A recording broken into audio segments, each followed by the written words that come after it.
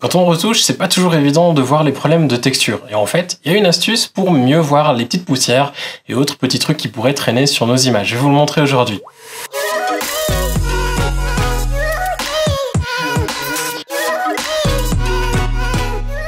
Savoir employer l'outil tampon et l'outil correcteur, c'est bien joli, mais si on voit pas ce qu'il y a à corriger, ça sert pas à grand chose.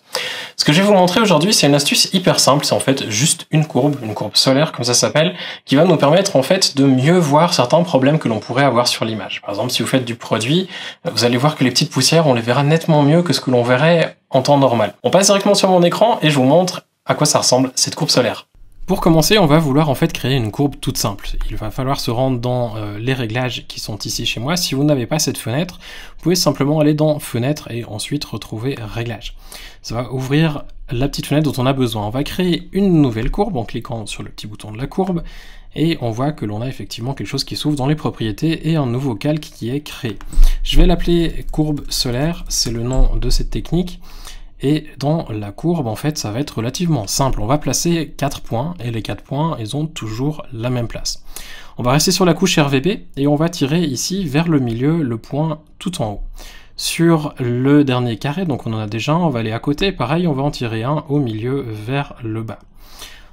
On se retrouve maintenant avec une espèce de courbe qui permet déjà de voir un petit peu mieux les problèmes, mais on peut voir encore mieux en prenant de nouveau au milieu de chaque carré, et en tirant maintenant celle-ci vers le bas. Et ce qui reste, on prend au milieu entre les deux et on tire vers le haut. Ce qui nous fait une espèce de courbe en fréquence. C'est censé être plus ou moins régulier l'espace entre les points. Maintenant, vous n'avez pas besoin de rentrer les valeurs manuellement dans le sens où ça marchera quand même si vous n'êtes pas extrêmement précis. Vous voyez qu'ici, on a quand même un bon bout qui est plat. C'est pas parfaitement arrondi et c'est pas pour autant que ça marche pas. On voit maintenant des petites poussières qui avant étaient un peu plus compliquées à voir, par exemple ici, ou alors là sur le côté. Ici, c'est une ombre en fait. Et du coup, toute la petite raye ou le poil ou peu importe ce que c'est, ici, on le voyait pas avant. Quand on le désactive, du moins sur mon écran, là je travaille sur un MacBook Pro, ça ne se voit pas du tout. Si j'active la courbe solaire, par contre, je le vois et du coup je peux le nettoyer. Alors avant qu'il y ait des gens qui aillent dans les commentaires pour dire oui mais si on voit pas le problème, pourquoi perdre du temps à les corriger? Pour la simple et bonne raison que c'est pas parce que vous ne le voyez pas sur votre écran que quelqu'un d'autre ne le verra pas.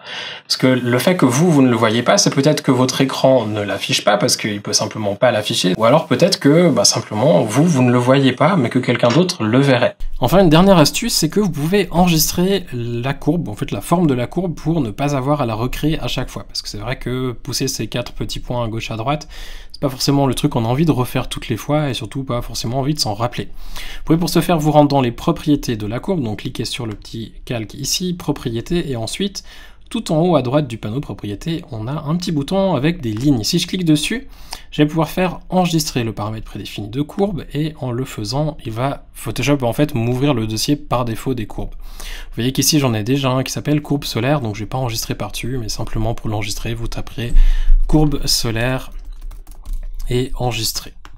Du moment où vous l'avez fait, si vous êtes sur un nouveau fichier et que vous avez une courbe à refaire, une courbe solaire, vous pouvez simplement cliquer Réglages, aller créer une nouvelle courbe et ensuite dans Paramètres prédéfinis, allez venir choisir courbe solaire. Et de cette manière, c'est déjà fait, vous n'avez pas besoin de le faire vous-même. Voilà, c'est tout ce qu'il y a à dire par rapport aux courbes solaires, ou du moins tout ce que je voulais vous montrer aujourd'hui par rapport à ça.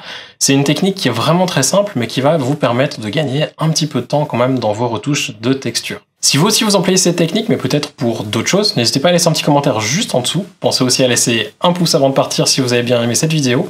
Puis si vous n'êtes pas encore abonné, il y a un bouton pour vous abonner à la chaîne et pouvoir regarder les prochaines vidéos dès qu'elles sortent. En attendant celle-ci, je vous souhaite de passer une excellente journée. À bientôt!